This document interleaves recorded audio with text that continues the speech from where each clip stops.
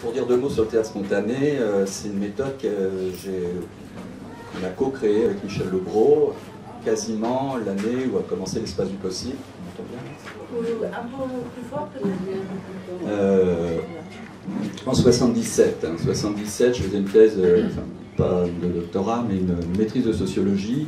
Et je faisais une maîtrise de sociologie sur une communauté autrichienne qui s'appelait la AO, qui faisait de la Selbstdarstellung. Selbstdarstellung, en allemand, ça veut dire représentation de soi-même, et je trouvais que c'était une méthode. Je trouvais que c'était une méthode intéressante comme expression théâtrale. Le théâtre spontané, on peut dire que c'est une dramatisation de l'intime. C'est-à-dire qu'il y a deux espaces, un espace de spectateur, par exemple, là où vous seriez assis, et un espace d'acteur qui serait au milieu.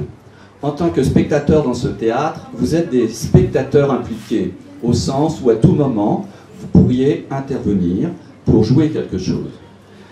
C'est un théâtre en opposition avec ce qu'on appelait, ce que Moreno appelait le théâtre de conserve, c'est-à-dire le théâtre classique. Là, c'était pour donner une dimension active au spectateur.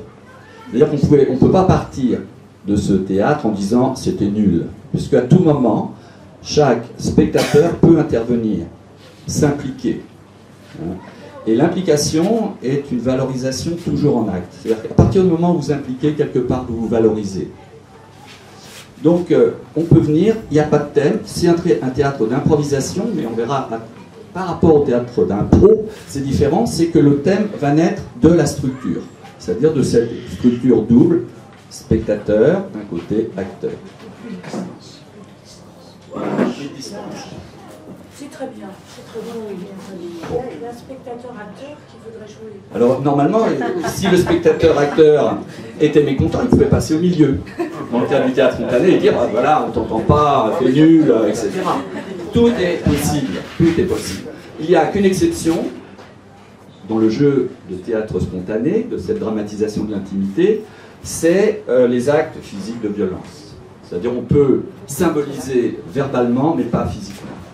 Donc l'animateur est là pour gérer les moments, parce que comme on travaille sur les automatismes psychologiques, il y a des moments où ça va très très vite. Hein, c'est action-réaction, ce sont des automatismes. On travaille sur la spontanéité. Spontanéité, il faut rappeler que c'est un terme qui veut dire libre arbitre. C'est-à-dire que quand vous êtes spectateur, vous avez le libre arbitre de rester spectateur tout le temps. Un acteur n'a pas le droit de se solliciter physiquement. Et on s'aperçoit que dans ce théâtre, il y a deux théâtres. Le théâtre visible et le théâtre invisible qui se passe dans la tête de chacun. C'est-à-dire j'y vais pas, c'est nul, ça me touche ce qui se passe. On est confronté à un système défensif ou à un système d'attraction. Et à un moment donné, on ne sait pas pourquoi on se lève et on se lève.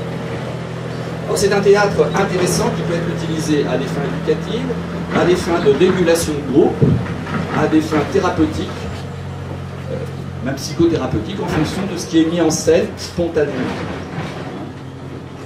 Voilà ce que je dirais, je ne vais pas prendre tout le temps.